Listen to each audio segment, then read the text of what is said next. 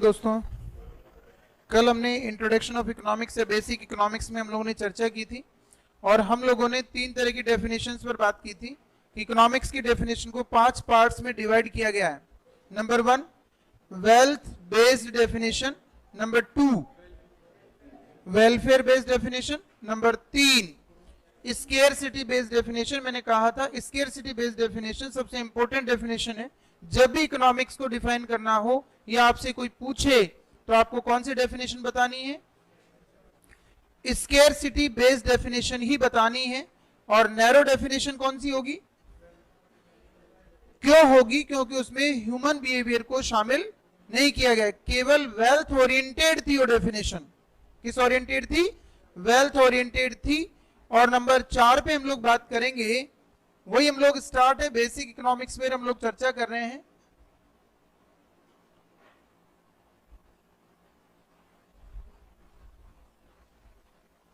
Fourth है growth based definition.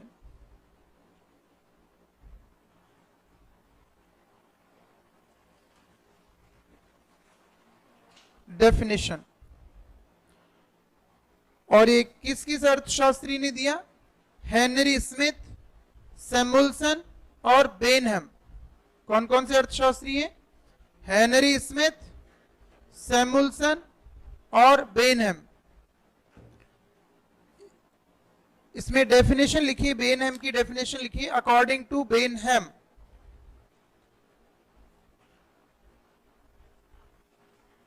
अर्थशास्त्र वह विज्ञान है जिसमें रोजगार एवं जीवन स्तर को प्रभावित करने वाले तत्वों का अध्ययन किया जाता है। अर्थशास्त्र वह विज्ञान है जिसमें रोजगार एवं जीवन स्तर को प्रभावित करने वाले तत्वों का अध्ययन किया जाता है। नेक्स्ट लिखेंगे, economics is the study of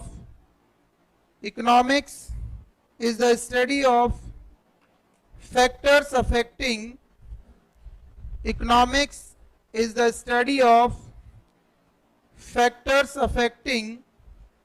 of employment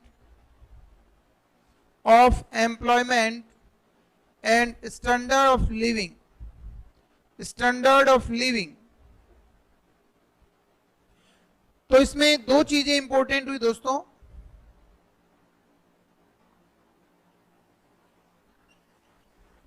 employment और standard of living. Standard of living रोजगार और जीवन स्तर। Standard of living. अब स्टैंडर्ड ऑफ लिविंग किस पर निर्भर करेगा?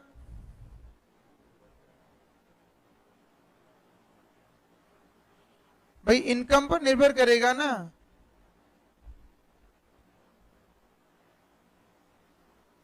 आय पर निर्भर करेगा। जीवन स्तर किस पर डिपेंड करेगा? आय पर। अल्टीमेट किसी फैमिली का, किसी कंट्री का, किसी स्टेट का, हर एक का ऑब्जेक्ट क्या होता है कि हमारे देश के नागरिकों को रोजगार मिल जाए, उनकी आय का स्तर बढ़ जाए, जिससे उनका जीविकोपार्जन ठीक से चले। शिक्षा, स्वास्थ्य, पेयजल, आवास, ये सारी की सारी जो फैसिलिटीज हैं वो सब किस पर डिपेंड करेंगी? इनकम पर डिपेंड करेगी ना। तो किसी कंट्री की इनकम को बढ़ाना हो या किसी व्यक्ति की इनकम को बढ़ाना हो, इन सब चीजों को हम कहां स्टडी करते हैं? ऐसा मैंने नहीं कहा। किसने कहा? बेनहम, सैमुअल्सन और हेनरी स्मिथ। इन अर्थशास्त्रियों ने कहा कि रोजगार और जीवन स्तर को प्रभावित करने वाले तत्वों का अध्ययन हम जिस विषय में करते हैं वो विषय क्या कहलाएगा? अर्थशास्त्र कहलाएगा, इकोनॉमिक्स कहलाएगा। क्या हम इकोनॉमिक्स में रोजगार और जीवन स्तर से संबंधित सिचुएशंस का अध्ययन करते हैं क्या? बिल्कुल करते हैं। इकोनॉमिक्स हमें लिमिटेड रिसोर्सेज में जीना सिखाता है और उनका एक बेस्ट मैनेजमेंट करना सिखाता है, अच्छा प्रबंधन करना सिखाता है। अब देखिए किसी भी कंट्री की इनकम, देखिए लेस इनकम,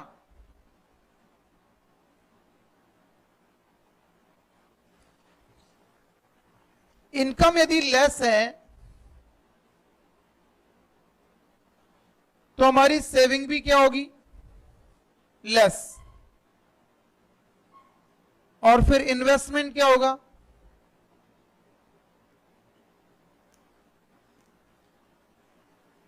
इन्वेस्टमेंट भी लेस होगा ना।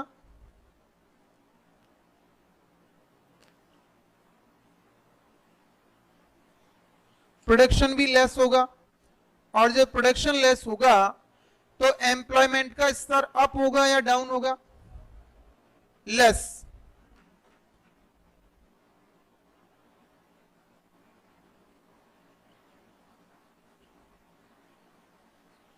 एम्प्लॉयमेंट भी लेस होगा, और जब एम्प्लॉयमेंट लेस होगा तो अल्टीमेट क्या होगा, इनकम कम हो जाएगी। तो यदि किसी कंट्री में सिचुएशन है तो उस कंट्री के सामने एक प्रॉब्लम जनरेट होगी। अब इस प्रॉब्लम को हमें शॉर्ट आउट करना है। आज हमने इंडियन इकोनॉमी की बात करें, कोरोना काल की बात जब हम लोग बात करें तो हमारी स्थिति क्या हो गई है, हमारा एम्प्लॉयमेंट का स्तर काफी क्या हो गया है, डाउन हो गया है, रोजगार का स्तर काफी डाउन हो गया है। हमारे खर्चे, हमारे एक्सपेंसेस वही है। एक व्यक्ति को भूख लगती है, रोटी तो खानी है ना उसका। कभी हमारा कंजम्पशन जीरो हो सकता है क्या, हो सकता है, नहीं हो सकता, वेरी गुड, नहीं हो सकता, कंजम्पशन जीरो नहीं हो सकता। इनकम भले जीरो हो सकती है लेकिन कंजम्पशन कभी भी जीरो, और जब इनकम जीरो हो सकती है, कंजम्पशन जीरो नहीं हो सकता है, तो फिर कर्जा बढ़ता है ना। तो हमारे कंट्री पर क्या हो रहा है, कर्जे की स्थितियां बढ़ रही है। तो ये हम लोग एम्प्लॉयमेंट और स्टैंडर्ड ऑफ लिविंग की जब हम लोग बात कर रहे हैं तो ये सिचुएशन है। अब कंट्री को क्या चाहिए, हमारा देश क्या चाहिए कि यदि इस समय हम यूथ को रोजगार दे दें तो हम दो तरह का काम बहुत खूबसूरती से कर सकते हैं। एक तो जो यूथ है वो बहुत क्रिएटिव है, यदि यूथ के पास काम नहीं है तो उसका दिमाग तो फालतू नहीं रहेगा। यदि उसको काम दे दिया जाता है तो अपने काम को क्रिएटिव ढंग से करता रहेगा, और यदि काम नहीं है तो कोई भी इलीगल काम करना शुरू कर देगा। तो आपराधिक जो वृत्ति है वो बढ़ती जाएगी। तो इस समय रोजगार की रिक्वायरमेंट है और यूथ को रोजगार मिलना चाहिए। तो कंट्री को काम किस पर करना चाहिए कि हमें लोगों को रोजगार देने पर काम करना चाहिए। और हमारा इकोनॉमिक्स किस प्रकार काम करता है, कीन्स ने 1929 में 1930s में जब ग्लोबल डिप्रेशन आया, विश्वव्यापी मंदी आई, तब उन्होंने दो तरह की अप्रोच दी थी। क्योंकि जो बहुत मंदी क्या होती है, किसे कहते हैं मंदी, डिप्रेशन किसे कहते हैं, एक तो होता है रिसेशन और एक होता है डिप्रेशन। दोनों में क्या डिफरेंस है,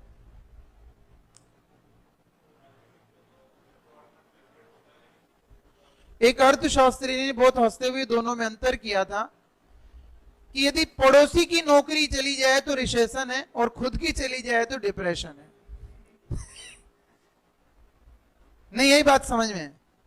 पड़ोसी की गई तो हम भयभीत हुए, खुद की गई, भयभीत होने के लिए कुछ बचा ही नहीं ना। तो वो अवसाद या मंदी की स्थिति है।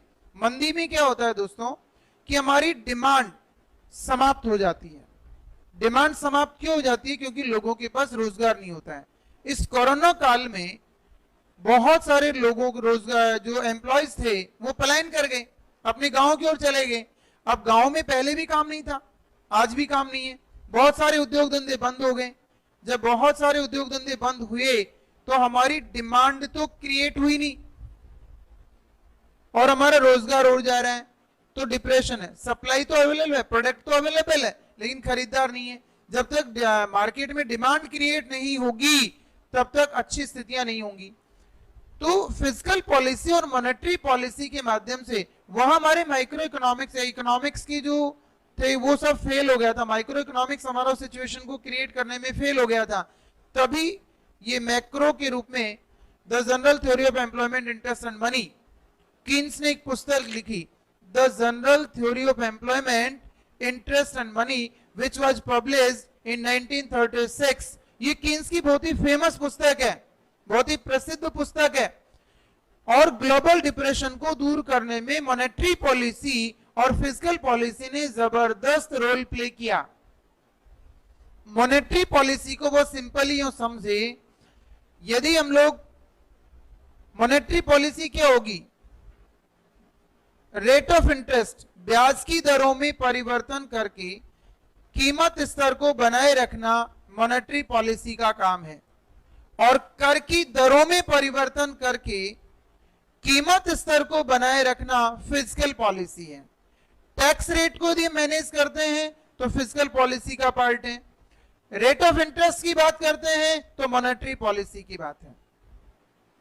तो जैसे सीआरआर है, एसएलआर, रेपो, रिवर्स रेपो, इनको जब हम मैनेज करते हैं तो हमारी रेट ऑफ इंटरेस्ट क्या होती है, आरबीआई इन्हें कंट्रोल करता है। पूरा जो मॉनेटरी सिस्टम है उसको कौन कंट्रोल करता है, आरबीआई करता है।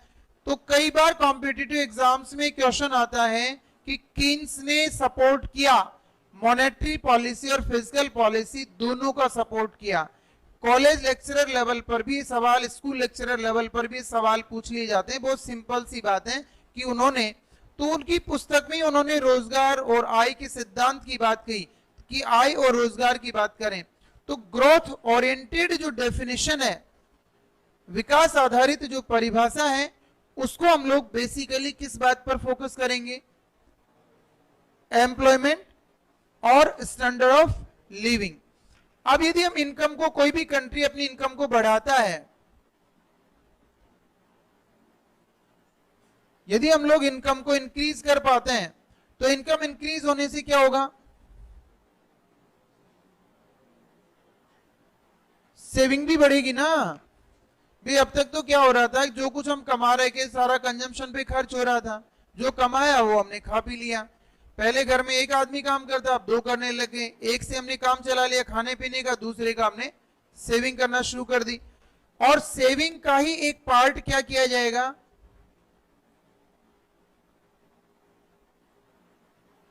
इन्वेस्ट किया जाएगा दोस्तों। तो हमारा इन्वेस्टमेंट बढ़ेगा, जब इन्वेस्टमेंट बढ़ेगा तो प्रोडक्शन भी बढ़ेगा, और जब प्रोडक्शन बढ़ेगा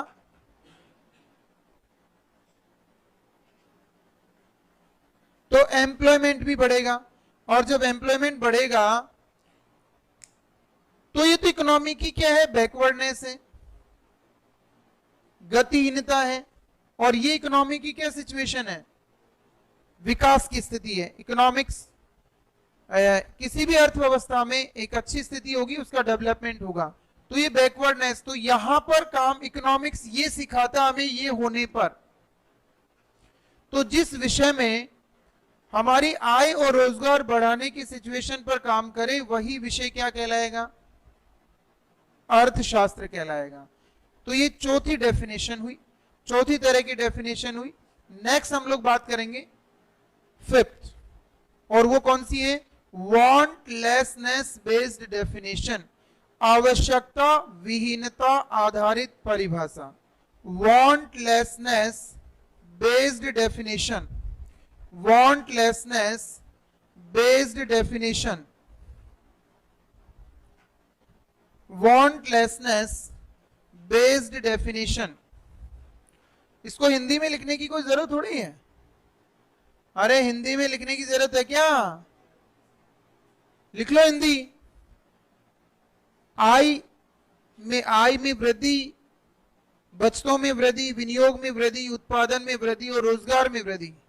और रोजगार में वृद्धि होगी तो पुनः आय में वृद्धि। आय में कमी, बचतें कम होंगी, विनियोग कम होगा, उत्पादन कम होगा और रोजगार में कमी होगी।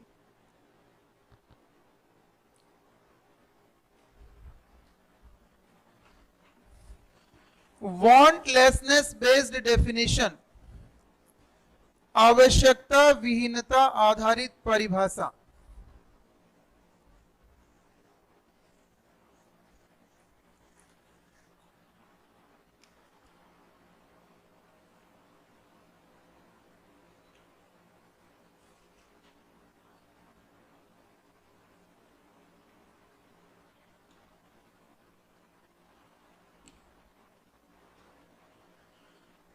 वांटलेसनेस बेस्ड डेफिनेशन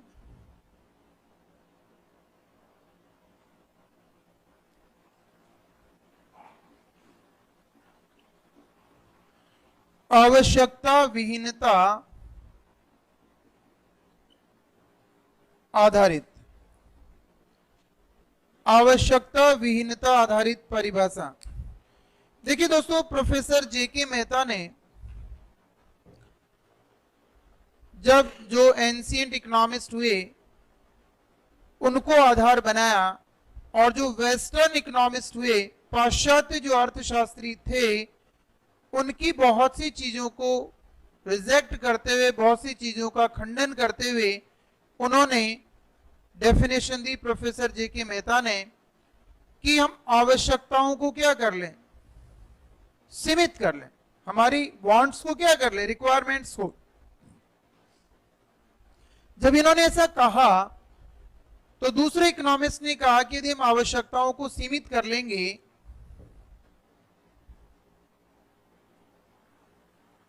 वांट्स को यदि हम लोग लिमिटेड कर लेंगे तो क्या होगा,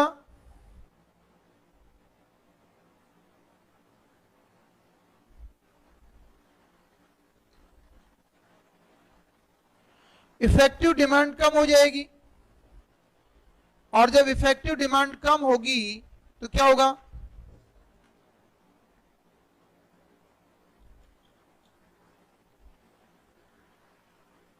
इफेक्टिव डिमांड कम होगी और प्रोडक्शन कम हो जाएगा और जब प्रोडक्शन कम होगा तो क्या होगा,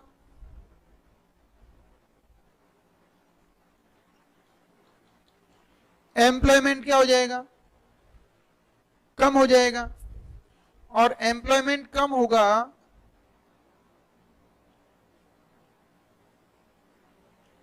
तो हमारी इनकम क्या हो जाएगी, कम हो जाएगी।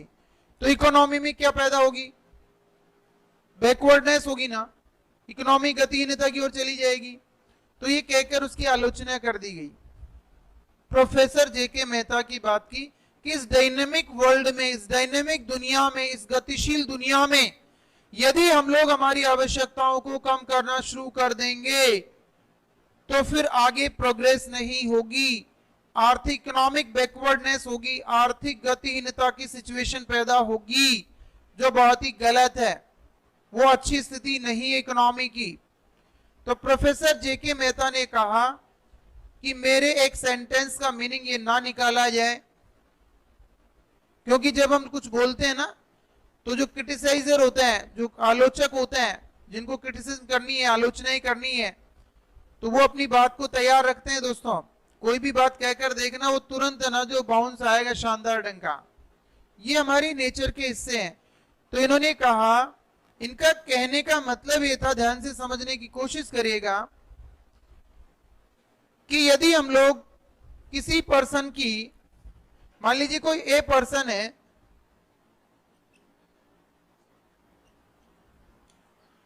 उसकी 20 रिक्वायरमेंट्स है, कितनी रिक्वायरमेंट्स है, 20 में से इसकी रिक्वायरमेंट्स फुलफिल होती है,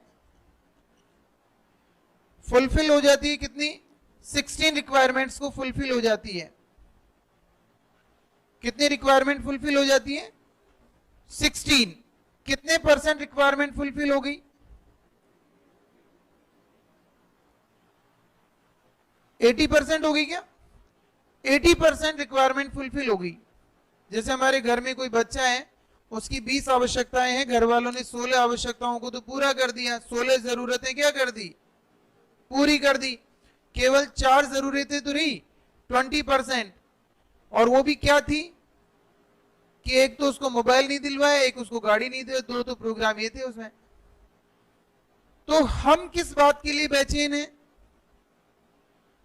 जो हमारी 80% रिक्वायरमेंट फुलफिल हो गई उसको तो हम एंजॉय नहीं कर रहे हैं, और केवल जो हमारी 20% जो रिक्वायरमेंट फुलफिल नहीं है उसके लिए हम बेचैन हैं, उसके लिए हम परेशान हैं। तो यदि हम लोग किसी लेवल पर सेटिस्फाई होकर के फर्दर में प्रयास नहीं करेंगे, एफर्ट नहीं करेंगे, तो फिर हमारा कंसंट्रेशन डेवलप नहीं होगा और बगैर कंसंट्रेशन के कोई भी तरह का काम ढंग से नहीं किया जा सकता है, इस दुनिया का ये नियम है। तो कंसंट्रेशन होने के लिए सेटिस्फेक्शन जरूरी है, और सेटिस्फेक्शन होने के लिए जितना है उसको एंजॉय करना जरूरी है, उसे हमें एंजॉय करना ही होगा। मेरी बात समझ में आई?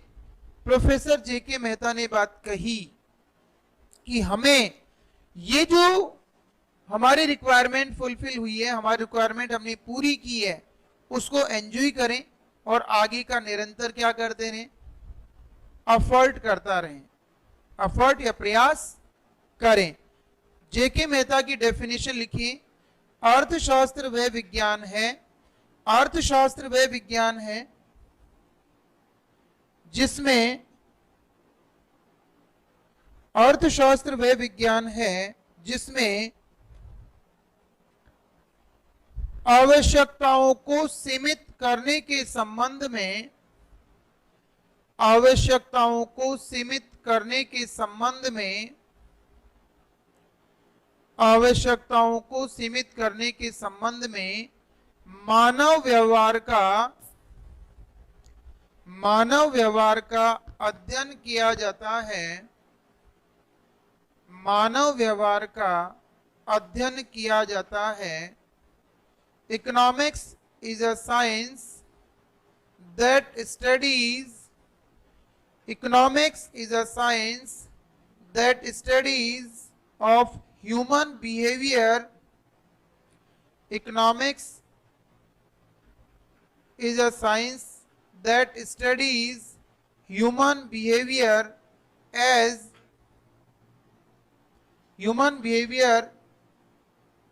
a means to the end, means to the end of wantlessness, means to the end of wantlessness।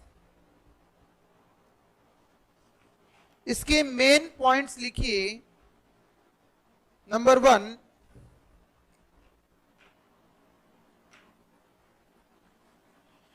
it is based on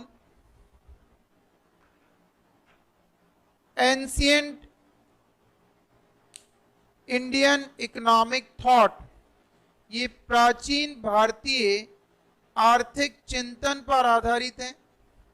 it is based on ancient Indian economic thought, ये प्राचीन भारतीय आर्थिक चिंतन पर आधारित है। Number 2, simple living and high thinking,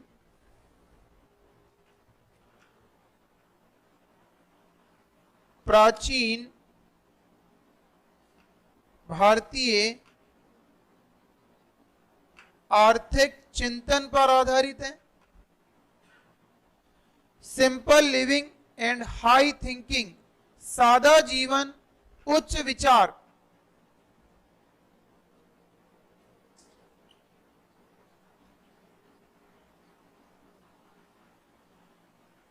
ये Gandhian philosophy है ना, कौन सी फिलॉसफी है? गांधीयन फिलॉसफी है। गांधी जी को तो यही तो कहते थे, क्या कहते थे गांधी जी? सादा जीवन, मतलब एक ही है ना जो कितने मीटर की धोती हुआ करती थी, 3 मीटर की, 2.5 मीटर की, 2 मीटर की, उसी में सारे प्रोग्राम चलते थे उनके।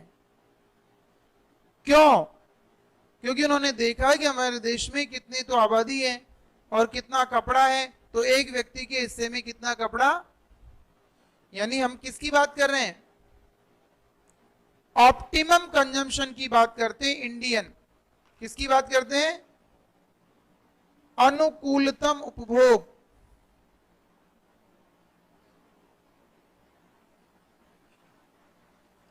अनुकूलतम उपभोग, ऑप्टिमम कंजम्पशन, या हम लोग कहें संयमित उपभोग। ऑप्टिमम कंजम्पशन की हम लोग बात करते हैं। और चौथी बात है अधिकतम लोगों का अधिकतम सुख,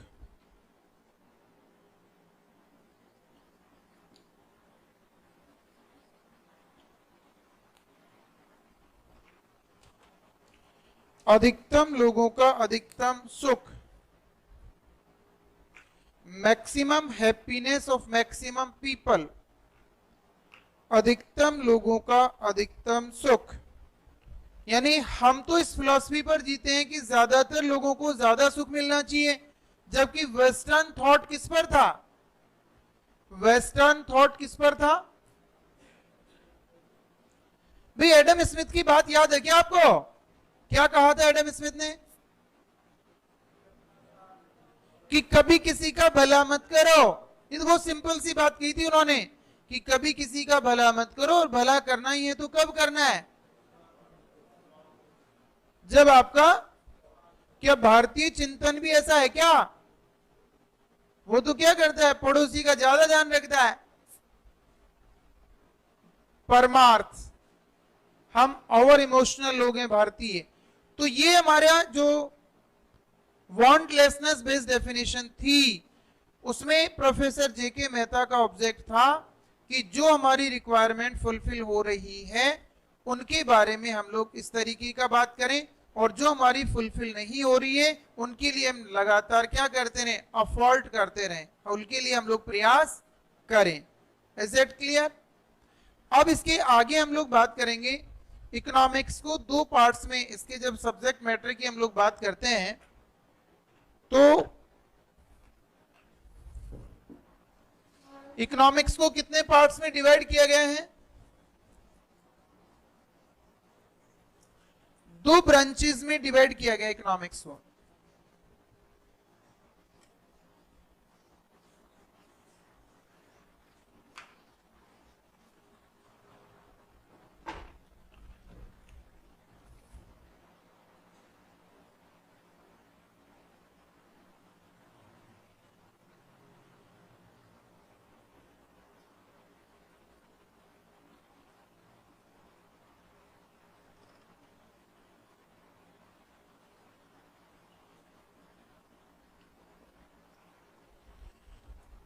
There are divided into two parts, या two branches of economics.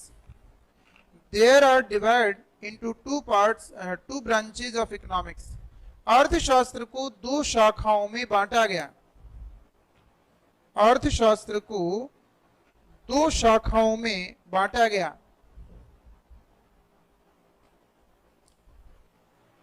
There are divided into two branches of economics. और ये किसके द्वारा डिवाइड किया गया? By Ragnar Friis.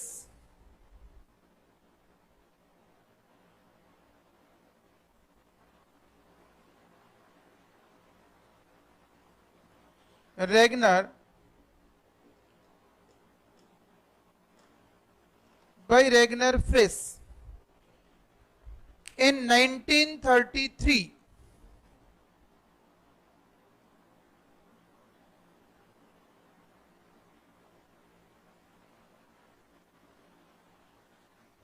उन्नीस में रेगनर फ्रिस ने अर्थशास्त्र को कितने ब्रांचेस में डिवाइड किया? दो ब्रांचेस में डिवाइड किया। किस किस में?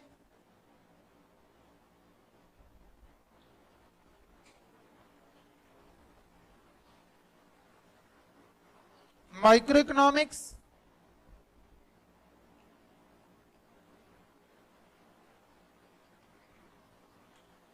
और मैक्रो इकोनॉमिक्स। माइक्रो इकोनॉमिक्स और मैक्रो इकोनॉमिक्स कितने पार्ट्स में डिवाइड कर दिया गया? दो पार्ट्स में।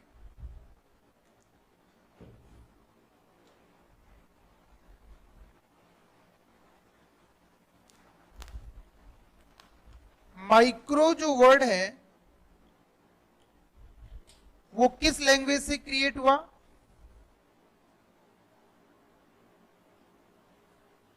ग्रीक वर्ड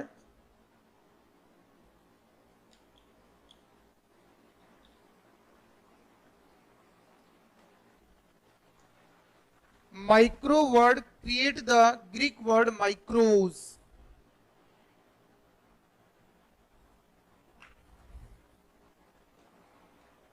which means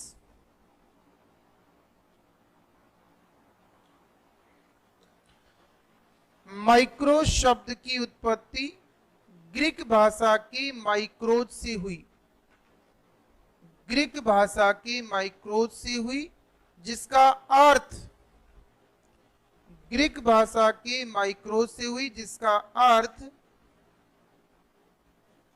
सूक्ष्म, which means minute,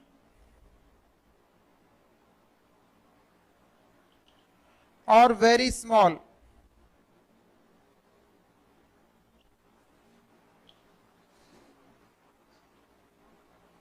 सूक्ष्म या बहुत छोटा,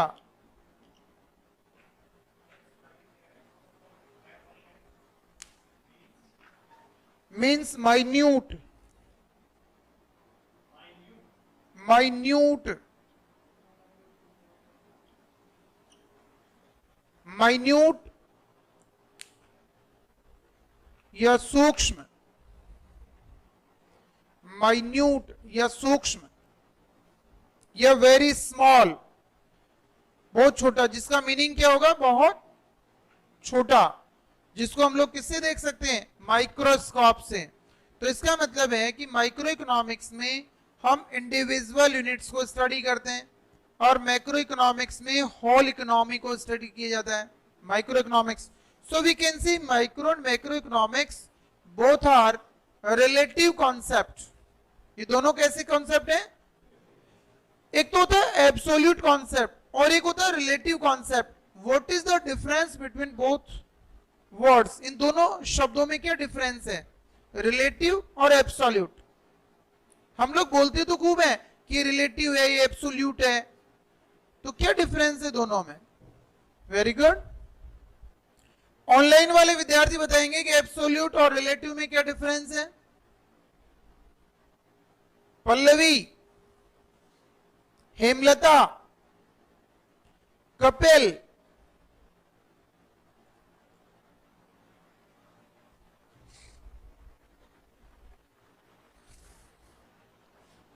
आप लोगों में से बताएं,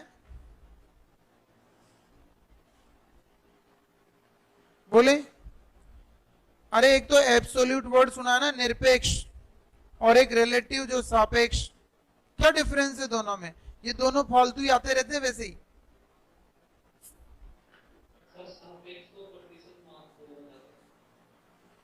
हाँ तो प्रतिशत में, निरपेक्ष में क्या है?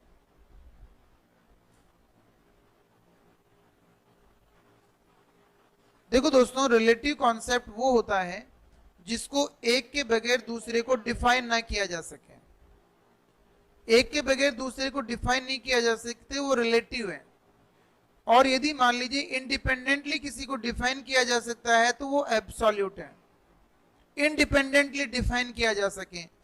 तो यदि हमें माइक्रो को डिफाइन करना है तो मैक्रो की जानकारी होनी चाहिए, और मैक्रो को डिफाइन करना है तो माइक्रो की जानकारी होनी चाहिए। बहुत सिंपल से समझने की कोशिश करना।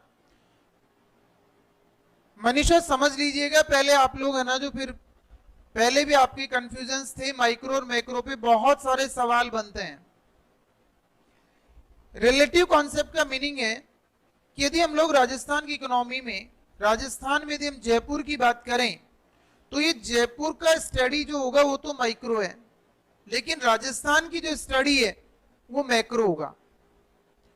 एक ही कॉलेज में यदि पूरे कॉलेज को स्टडी करें तो मैक्रो हो जाएगा, और यदि रेफरेंस क्या हो कि उसी में किसी एक ब्रांच, उसी में केवल आर्ट्स के विद्यार्थियों की हम बात करें, एक तो क्या arts, science, commerce, BBA, BCA, सभी की हम लोग बात करें तो वो तो क्या हो गया? हमारा होल पार्ट हो गया।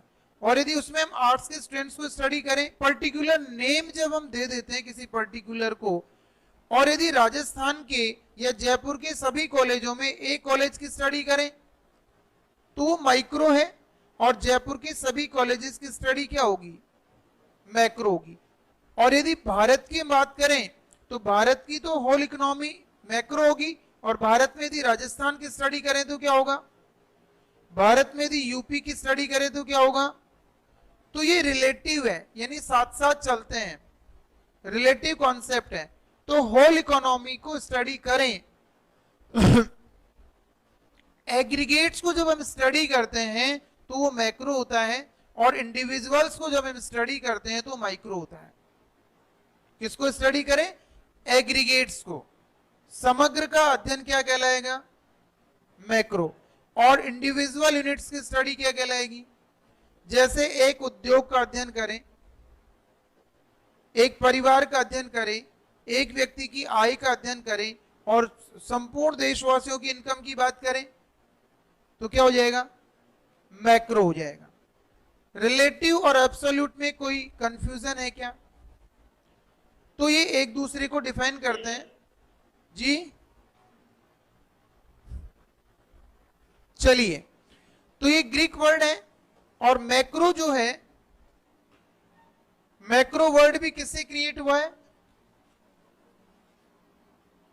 मैक्रो वर्ड भी किससे क्रिएट हुआ है, ग्रीक वर्ड।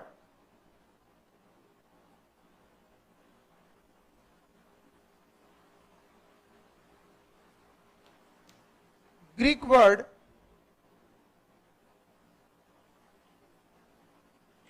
मैक्रोज,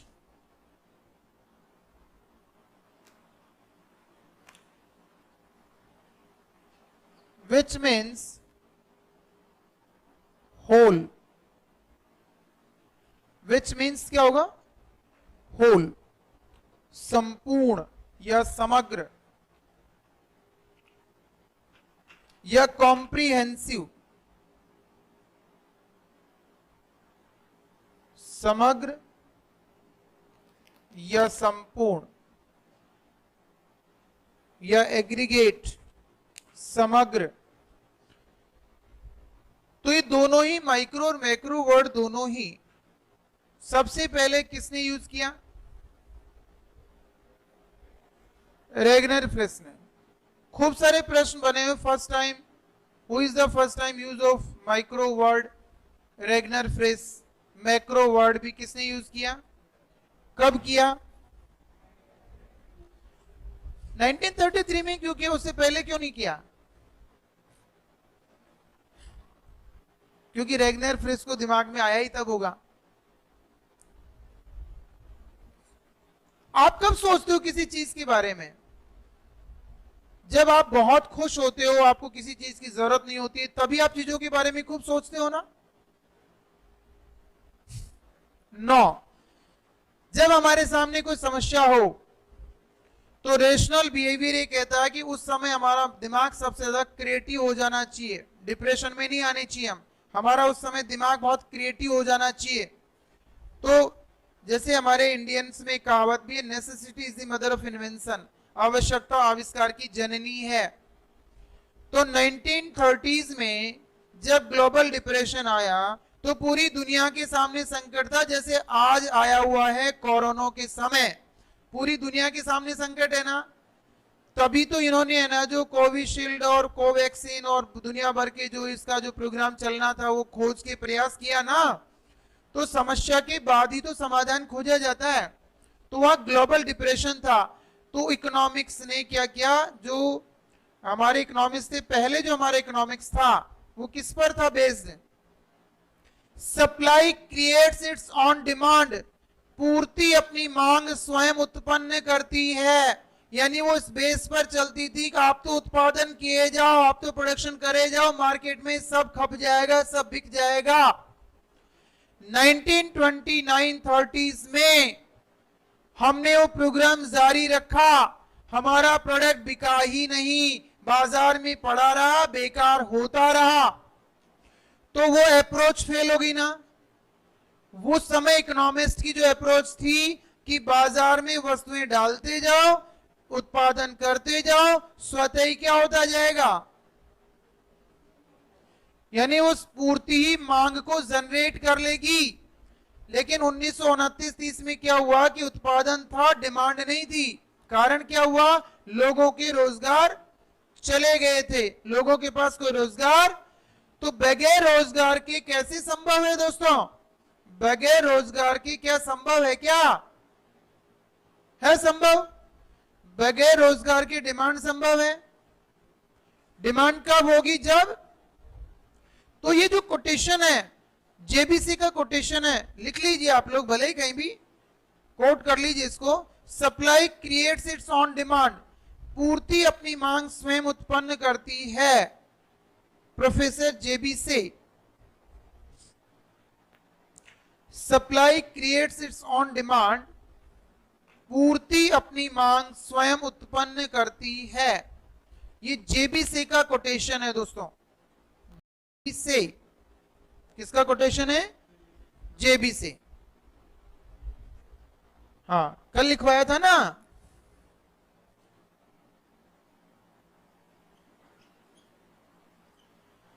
ये जेबीसी देखो से है, लेकिन प्रोग्राम बहुत खतरनाक है इसका। तो जेबीसी ने बात कही और ये फिलॉसफी, ये हमारा जो थॉट था वो फेल हो गया। तब इन्होंने देखा कि यार ये माइक्रो और मैक्रो, इन्होंने देखा कि ये क्या झंझट है, ये क्यों चीजें असफल होती हैं। तो कीन्स ने, रेगनर, फ्रिस ने, इन्होंने आगे काम किया, तो इनके दिमाग में आया कि इकोनॉमिक्स के भी 2 पार्ट हो जाने चाहिए। कितने पार्ट होने चाहिए? कितनी ब्रांचेज में, इसके सब्जेक्ट मैटर को कितनी ब्रांचेज में डिवाइड कर दिया जाना चाहिए? 2 ब्रांचेज में डिवाइड कर दिया जाना चाहिए, जिसका एक का नाम क्या दिया इन्होंने?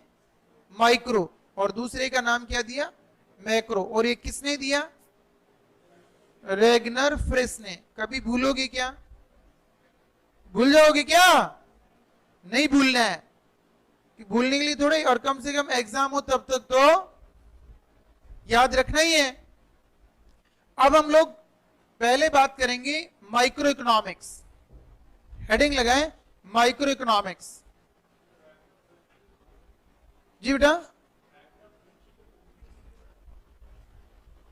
रेगनर, फ्रिस की बुक्स तो इनकी सभी की हैं, पर मुझे रेगनर, फ्रिस की बुक का भी ध्यान नहीं है। पर फर्स्ट नोबेल प्राइज थे रेगनर, फ्रिस इकोनॉमिक्स में। इकोनॉमिक्स में पहले नोबेल पुरस्कार विजेता है। पहली बार इकोनॉमिक्स में नोबेल पुरस्कार दिया गया 1969 में। पहली बार इकोनॉमिक्स में नोबेल पुरस्कार कब दिया गया? 1969 में। और पहली बार नोबेल पुरस्कार किसे मिला? रेगनर, फ्रिस को। अर्थशास्त्र में पहली बार नोबेल पुरस्कार लेने वाला व्यक्ति था रेगनर, फ्रिस। एक्चुअल में क्या है दोस्तों, कि जिनकी बुक्स बहुत महत्वपूर्ण थी उन्हीं बुक्स का ध्यान रखने की जरूरत नहीं है। अभी तो वैसे तो सभी प्रोफेसर्स ने, सभी ने अपनी किताबें लिखी, लेकिन उनका कौन सा कंट्रीब्यूशन इंपॉर्टेंट है वो हमें ध्यान में रखने की बात है। जैसे कीन्स की पुस्तक इंपॉर्टेंट है, जो हर एक प्रोफेसर और लोगों की जबान पर होता है। जैसे हमें एडम स्मिथ की पुस्तक पता होनी चाहिए, उससे सवाल पूछा जाता है, तो वो चीजें हमें ध्यान में रखनी चाहिए। बाकी हर एक को ध्यान में रखने की बुक्स तो इतनी बुक्स है, लिस्ट बन जाएगी खूब सारी, तो उनकी कोई रिक्वायरमेंट नहीं है। लेकिन ये बात ध्यान रख लीजिए कि पहले नोबेल पुरस्कार विजेता है रेगनर, फ्रिस, अर्थशास्त्र में। अब माइक्रो इकोनॉमिक्स पे हम लोग चर्चा करें, तो माइक्रो इकोनॉमिक्स किसे कहेंगे?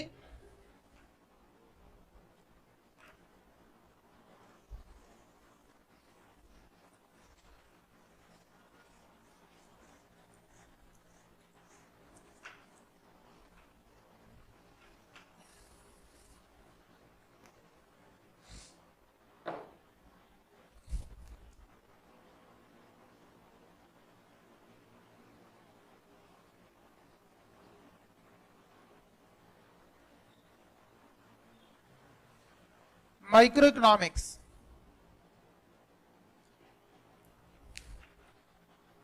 इसका लिखेंगे, instrument of micro economics is व्यष्टि अर्थशास्त्र का उपकरण,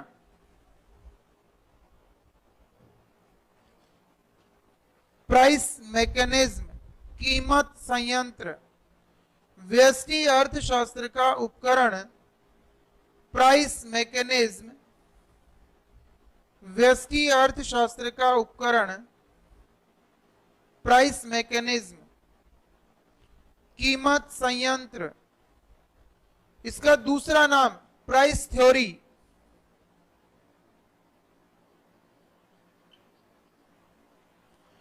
कीमत सिद्धांत।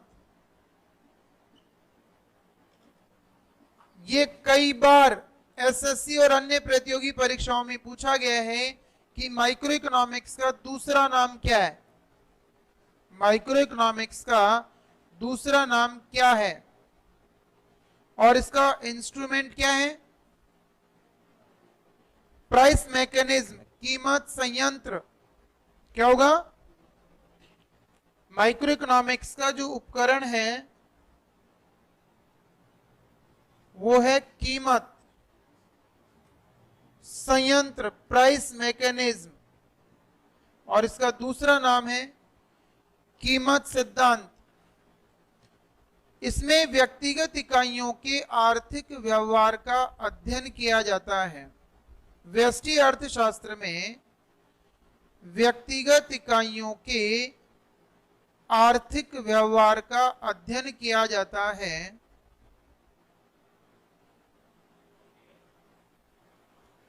व्यक्तिगत इकाइयों के आर्थिक व्यवहार का अध्ययन किया जाता है। Micro economics is the study of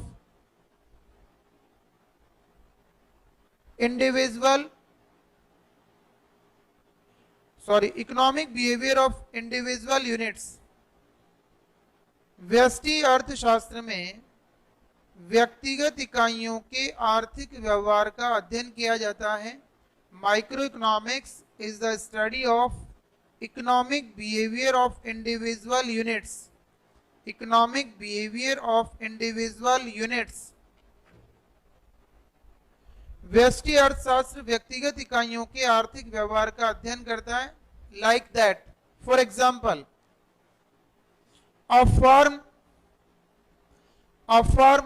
एक फर्म, एक इंडस्ट्री, या पर्टिकुलर फर्म, पर्टिकुलर इंडस्ट्री, यूं भी लिख सकते हैं।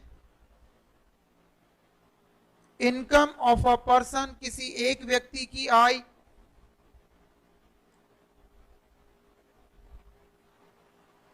अ हाउस होल्ड या पर्टिकुलर हाउस होल्ड, एक परिवार, एटसेट्रा। यानी कोई भी पर्टिकुलर या इंडिविजुअल या स्पेशल की जब हम स्टडी करेंगे तो क्या होगा? माइक्रो होगा। और एग्रीगेट्स को स्टडी करेंगे तो क्या होगा? मैक्रो होगा। नेक्स्ट लिखेंगे मैक्रो इकोनॉमिक्स। समष्टि अर्थशास्त्र, समष्टि अर्थशास्त्र।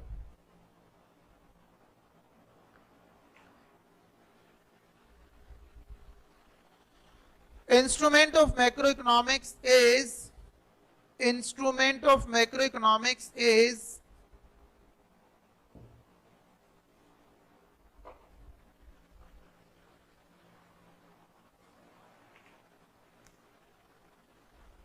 इनकम एंड एम्प्लॉयमेंट, आय एवं रोजगार।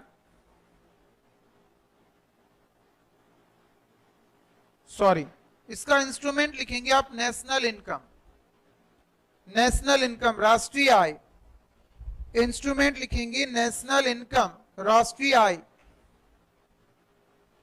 और इसका दूसरा नाम लिखेंगे theory of income and employment, आय एवं रोजगार सिद्धांत।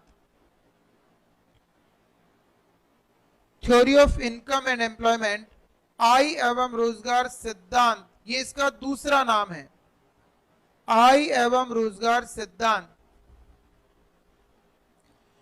क्योंकि मैक्रो इकोनॉमिक्स को सही मायने में कहां से डेवलप हुआ? कीन्स की पुस्तक जब हमने दी। कीन्स की पुस्तक कौन सी थी? The general theory of employment, interest and money. उसी से मैक्रो इकोनॉमिक्स क्या हुआ दोस्तों? डेवलप हुआ। वहीं से मैक्रो इकोनॉमिक्स को सही ढंग से हमने स्टडी किया। Macroeconomics is the study of whole economy। समष्टि अर्थशास्त्र में whole economy और एग्रीगेट्स